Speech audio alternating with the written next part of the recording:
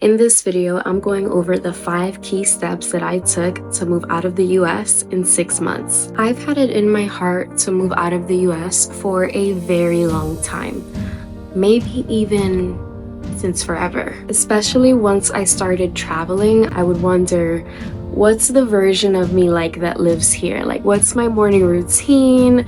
What's my favorite little cafe? Where do I go for lunch? Like, I love traveling because it's almost like I get to meet a different version of myself everywhere I go. Not to mention, I always feel way happier when I'm outside of the US. And I never knew if it was because I was on vacation mode, so maybe everything feels awesome on vacation, or maybe there was more to that feeling. Eventually, it got to a point where this feeling was too strong to ignore, and I started to think hypothetically, what would it take to start a new life in a new country? Number 1. The first thing to think about is visa requirements. To make a list of places that you feel called to, and that's gonna look different for everyone. Some of my requirements were I didn't want to be too far away from the US. I needed access to sunshine and beach and cool places and cool things to do while still being affordable. Once you make your list of places that you're interested in, consider the visa requirements for each one and see if you qualify for any programs. Some places require you to invest either in property or starting a business. Some places you low-key just have to leave every like 30 to 90 days. However, if you happen to be the child of an Emmy, if you happen to be a first-generation US citizen, come to the front. This is your moment. This is your moment to shine. I was lucky enough to be born in the US, which I understand that it comes with its own set of privileges that I will never try to take for granted or shit on. However, thank God, my parents are big Dominican, not the little one, which gives me the privilege of being a dual citizen, meaning I get to have 2 passports. In fact, the very first action step that I took towards this goal was to get my Dominican citizenship, because I knew with another passport or another citizenship, it can broaden my horizon or increase my options of what I can do. If you're a first-generation US citizen, specifically if you're part of the Dominican diaspora, I will be making a video on all the steps I took to get out my citizenship. I'll be dropping that video maybe next week. So if you have any questions about the process, or if you still are in your process, please don't feel afraid to drop a comment or DM me on Instagram, however you feel comfortable. You can always reach out to me and ask me any questions about that process, because it's pretty simple, but you know, dealing with Dominicans and documents is like its own world. Like, I would say that the United States is like a type A country. Like Japan is like type A. DR is more like type B country. The way that they handle things and do things is just, I mean, it works, but it's just a little bit different. So I'm here for you if you have any questions on that. And it really goes without saying, with everything happening in the US right now, going back to where you came from is starting to sound like a good idea more than a threat. We're trading summers in Jersey for winter in DR. It's not a bad trade-off. The money plan. A move like this might be freeing, but it is not free. In fact, it comes with its own set of sacrifices that aren't just monetarily. Moving to a new country is not a vacation, although it can feel like it sometimes. You need to be able to generate, save, and invest your money strategically to make a move like this. Once you make this plan, it might require you to be a little low-key. Maybe you skip a few brunches, maybe you don't go to that concert. You might have to sit out of a few plans depending on your budget, of course. This requires a lot of discipline and knowing your numbers. Take note of everything that's coming in and everything that's going out. So how much are you making, and what are your bills? What is your rent? What is your normal grocery bill? What are your little subscriptions that you're paying for? And what can you cancel? What can you sell to generate more income? You really have to sit down and look at all of your money, everywhere it can potentially come from, and everything that you can kind of take back and subtract. If your job doesn't allow you to work from anywhere and you're gonna have to quit in order to move to your new dream country, then first you need to determine when you would like to move and how much you can save each paycheck until your last day of work. You also need to make a list of everything you need to buy in order to move. For example, like maybe do you need new luggage? Are you gonna use one big maleta and two little ones? Do you need a travel backpack? Are you gonna be a backpacker?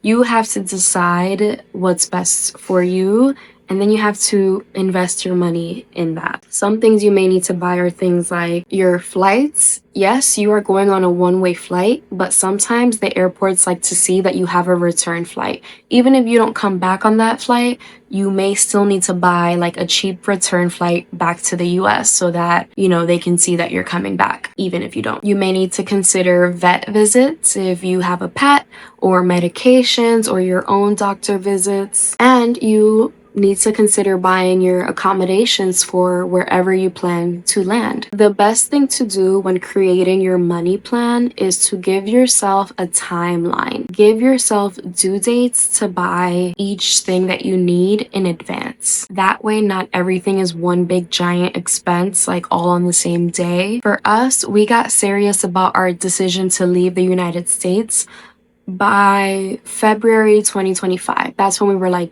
we're definitely going to do this. And that decision was made a little bit easier because we knew that our lease was going to be up in September 2025. So we basically made the end of our lease date kind of like our last day. From there, we calculated how many more paychecks do we have until then? How many more rents do we have to pay? And after, our bills and our rent and our debts, how much could we realistically and aggressively save each paycheck? After everything was said and done, plus savings, sometimes we will be left with like $20 for the next 2 weeks.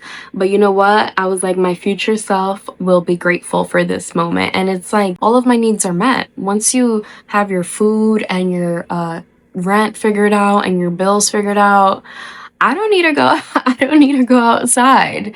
I can just stay home and enjoy my rent that I'm paying and my groceries. We obviously knew we wanted to continue generating income after we moved, but we didn't know how yet, especially in the beginning. But we knew that we didn't want to enter our new life with nothing at all. So saving was really important for us. And looking back, I'm so grateful that I didn't get stuck on the how I would do it, because by July, I ended up finding a job that lets me work from anywhere and pays me an amount that is doable in another country. But you have to weigh out your income to freedom ratio. So I took a job making a little bit less, but it covers all my expenses in a new country. It provides me the freedom to work from anywhere and almost anytime I want. And it's super chill. Those are benefits that you can't buy. Versus I left a good city job that everybody was like, oh my God, that's such a good job. Like, you got a city job.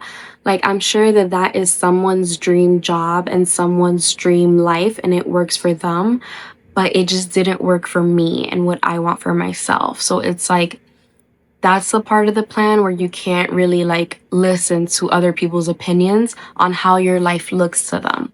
Because maybe on paper, they like how your life looks. You have a good job or whatever with benefits. They're like, oh, you better stay at that job. But it's like you're extremely unhappy and you're not even able to build wealth or health. So what's really the benefit? You pay for the benefits too. They tax you, and then they charge you for the health insurance anyways. Like, it's not free. That's not my dream life. I felt like that job was like draining my soul. It was like taking my glow. And I knew in my heart of hearts, this isn't what I came down to earth to do. I didn't come down to earth to be stuck at a shitty dead-end job. There's no amount, mind you, the money wasn't even that good. But there is no amount of money that is worth me giving up my sanity, my quality of life, and my freedom to live the life that I actually want to live. This world is so abundant. Why should we settle for places that we know we're not meant to be just because it looks good on paper? If it doesn't feel good to you, you gotta go. This is the part of the plan where you have to turn on your faith in God and amp up your delulu to the next level. Instead of being stuck on the how it would all work out, I pretty much got stuck on the vision, creating the clearest vision I possibly could for the life that I dreamed of, and trusting that God wants the best for me and He's not going to let anything happen that isn't for me. I have this almost eerie, spooky feeling right now that everything is going to work out. Everything is going to work out even better than I imagined. I don't know if the right word is spooky or eerie. I don't know what the word is, but I just have this overwhelming feeling right now standing here. These leaves are telling me secrets. And no, I'm not high. I'm just like this. Number 3, take inventory of what skills you have that you can take anywhere. You have to shift your mindset to believe this period in history right now for humanity, this is the easiest time there's ever been to make money. A lot of our ancestors had to get it out the mud, but today people have the opportunity to generate income as long as they have a strong Wi-Fi connection and a computer or even a phone. That's kind of magical if you think about it. The point is you have options, more than you probably even think that you have. You just have to take inventory of what skills you have, what are you good at specifically, or what skills can you obtain to get to the bag. Maybe some of your skills aren't digital. Maybe you don't want to be in front of a computer. Depending where you go, you might be able to find opportunities, especially in the hospitality or the service industry. Maybe you already have some money saved up and you have an amazing business idea. Look into what it would take to open up a business in the country you want to go to. Do you know multiple languages? And would you be willing to teach one of them? Or maybe you want to get into the real estate business. It all depends on your vision for your life. Like, there's options out there. You just have to look. I showed the universe that I was tapping in, and the universe responded. I didn't land where I thought I was. I didn't know where I was gonna land. So I was just making moves and, working towards the goal. And eventually, that's how I ended up attracting the current job that I have now. On January 15th, 2024, so last year, I wrote like a list of, New Year's resolutions.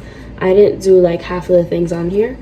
But the most important thing, the last thing I wrote, the two last things I wrote are to not get pregnant and be ready to move abroad with Jordy by 2025. And here I am in 2025, fast forward, getting ready to move abroad with Jordy. That's the power of writing stuff down. It just goes to show, like, whatever you write down, be careful because it might come true. And then I have my actual vision board that I made earlier this year, and I feel like I'm accomplishing everything on this vision board. I basically wanted to create my own happy life. I wanted to be able to work from anywhere, by the pool if I wanted to, and spend time with friends and family, and just go out for my dreams and just be in beautiful places. I didn't get to finish this vision board, but even with the few things that I have on here, everything's low-key coming true. Number 4, have extreme faith and a clear vision. It may sound cliche, but those little manifestation tips work. Without those manifestation tools, I don't think I would be where I am today, which is pretty much living everything that was on my vision board. It might sound corny or cliche, but make that vision board. Make sure you write it, see it, speak it, feel it, do it, be it. I went on Pinterest and I went on Canva and I got all the inspo and I made a bunch of boards of my dream life. Like I pretty much would just daydream and really envision and make my dream life so tangible that I knew exactly what it was that I wanted. The more detailed and clear you are with your vision, the better, because then the universe knows exactly what it needs to deliver. This will take being big time Delulu. If you can't see it for yourself, if you don't believe it will happen, then guess what? It won't.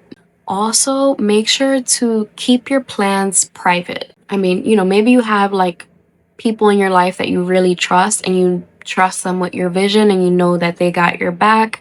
But sometimes when you start telling people your plans, you might just discover that the people closest to you could be your number one haters. And their negativity could start affecting your own thoughts, which could then affect the whole vision, the whole plan, the whole relationship that you're building with the universe. Some things are better to keep low key. You need to protect your vision at all costs. Like this is your baby. Don't underestimate the power of words, both yours and the people around you.